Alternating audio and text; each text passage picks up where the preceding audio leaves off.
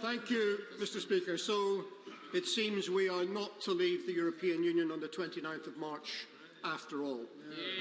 Let me begin by offering my commiserations to the honourable member from Rayleigh and Wickford and his associates in the European Research Group. I appreciate this must be a difficult time. I fear that commemorative memorabilia may need to be scrapped, the champagne orders may need to be cancelled. Indeed, the bunting will have to be put back in the attic as Freedom Day celebrations are cancelled throughout the land. But it seems to me, Mr. Speaker, that the inconvenience and disappointment of the hard right faction in this Parliament is a small price to pay in order to see if we can save the country from catastrophe. Now, Mr. Speaker, the gravity of this situation means that it is not a moment for schadenfreude, so I shall refrain from seeking any pleasure in the disappointment of others. But I do think that we need to point out in this debate that the fact that we are discussing this statutory instrument here tonight can only be seen as nothing other than the abject humiliation of the British government in this process. Not only because on more than 100 occasions they have foolishly come to that dispatch box and reassured us that we would be leaving the European Union on the 29th of March, but also because, that having proven impossible, they now come and offer us a timetable that is not of their design, but one that is imposed upon them. If that isn't humiliation, I don't know what is. But, Mr. Speaker, as so many have said in recent debates on this matter, they have only themselves to blame. The fact that this is here before us tonight seeking an extension to the process is entirely a consequence of the way in which the process has been conducted by this government. From the word go, they were not interested in anyone's opinion but their own. The dialogue about how to implement the 2016 referendum result was constrained only to the voices within the minority Conservative government and their allies in the DUP, who I see are absent from our proceedings tonight. And that, Mr. Speaker, is shocking. It is shocking because what they should have done was to try and reach some sort of national consensus on how to proceed in this most divided of countries. But that is what they did, and of course in the middle of it they called a general election, and the Prime Minister asked the British people for a mandate to support the manner in which she was discharging the referendum result. And the British people refused to give it to her. Now, you would have thought that at that point, that would be the time to change tack, take stock and perhaps readjust. But no, they simply circled the wagons closer, bunkered down and spent the last 2 years negotiating with the European Union without reference to or a mandate from this Parliament. That is why we are in the situation that we are today. Now, I think what happens next, Mr. Speaker, is the real question. If we have the delay granted that the statutory instrument suggests, what are we going to do with the time that is afforded to us? And to my mind, that entirely depends on whether the government wishes to go forward with this Parliament in good faith or in bad faith. A bad faith way of going forward would be to regard the debates that we have had today and that we may well have in the future, to regard them as some sort of inconvenient sideshow, an irritation to be dispensed with before they come back yet again with a failed agreement, unaltered, to put before this House. That would be bad faith, and I think we saw some of it earlier on today when the government actually tried to prevent us having the debates that we had this afternoon in the first place. And it wasn't a good look, Mr. Speaker. And actually, it is interesting that the Parliament rejected the government's position today by an even bigger majority than we did on Monday.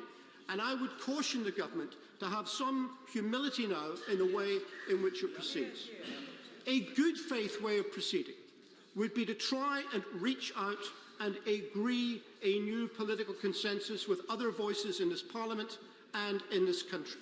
In particular, other political parties and the devolved administrations within the United Kingdom. That would be good faith. Now, it's a little surreal, Mr. Speaker, because we are discussing what to do with the timetable before we actually know the outcome of the votes that we have had earlier on. So I don't know yet what the mood of the Parliament is on the various options we put before it. But I am concerned that when the government has talked about how it will respond to those decisions and those debates, it has suggested that it couldn't possibly contemplate supporting anything which it regarded as undeliverable. Now, I think we can all accept, Mr. Speaker, that everything has practical consequences, and we have to come up with proposals that are practical and that can be implemented. But I rather fear that the use of the word undeliverable in this context is simply meant to mean anything which conflicts with the draft withdrawal agreement they have with the European Union. And if that is the case, then that is another conceit to try and deny the will of this Parliament, because the whole purpose of this exercise is that, having voted down the draft withdrawal agreement by such large majorities, we are genuinely engaged in a process to see if there is a route to a majority by some other means. And it stands... I will happily give way. I thank the honourable member for giving way. Does the honourable member agree with me that the one thing that is genuinely undeliverable would be a no-deal Brexit, because we do not have the mechanisms, the trading mechanisms, that would make it possible to deliver a no-deal Brexit and retain the stability of the country? Well, I think that is self-evidently true. But what is deliverable is to go back to the European Union, remove the red lines, and say we seek a new set of discussions with a new objective in mind. And my belief is that the European Union would respond warmly to any such approach in that nature. But I have to say that to those who are concerned now that we are caught into a process where the European Union itself is placing constraints on what we can or cannot do, our salvation is in our own hands, because all we need to do is to revoke the notice that we served under Article 50 of the Act, pause the situation, and then we can take control of the process ourselves, without constraint or qualification or conditions being set by the European Union or anyone else. And it would seem to me that that is a sensible move that the government ought to consider. It was, of course, an unpardonable folly to serve Article 50 in the first place without having the first clue about the direction that it was going to lead to, and which is why I and my colleagues at the time voted against it. Now, Mr. Speaker, doing that will take time, and unfortunately what we have before us tonight can only be regarded as an interim measure, because it doesn't get rid of the cliff edge, it just pushes it a few weeks into the future. I'm sure that we will have to come back to debate further statutory instruments and indeed further legislation which will allow us properly to change direction and negotiate better to form a better agreement with the European Union. But that will take time, Mr. Speaker, and it is not going to be done by the 22nd of May, which is why we might as well get used to the situation now and become acclimatised to it, that in order to get a better outcome, we need a long and significant delay in order to achieve that. And that, of course, means that we do need to prepare and get ready to fight European elections on the 23rd of May 2019. And I have to say, Mr. Speaker, I'm becoming alarmed at the fact that, and it seems to be the people who wish to deny the people of the United Kingdom any say on how negotiations have turned out, they are also seemingly terrified of the prospect of facing the electorate on the 23rd of May and asking them who they want to represent them in the European Union.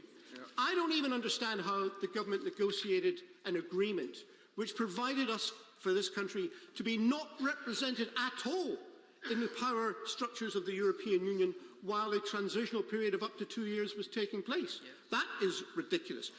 We may stay, we may leave the European Union, but for as long as we are there, people in the United Kingdom have an equal right to be represented in those structures, as do people in any of the other 27 member states. So I say we should acclimatise ourselves now to the idea of fighting these elections, and I say also it would be a good thing.